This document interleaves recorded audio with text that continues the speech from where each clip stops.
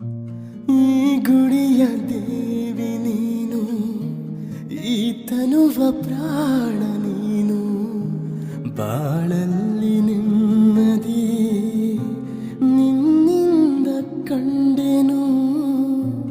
ನೀ ಅಳಲು ನೋಡಲಾರೆ, ನೀನಿರದೆ ಬಾಳಲಾರೆ. ನನ್ನಲ್ಲಿ ಕೋಪವೇ ನಿನಗೆ ಬೇಡವೇ, ನೀ ದೂರವಾದರೆ ನನಗಾರು ಆಸರೆ. ನೆರಳನು ಕಾಣದಲತೆಯಂತೆ,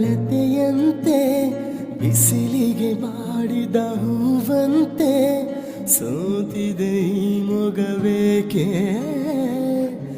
ಏನು ನಿನ್ನ ಚಿಂತೆ.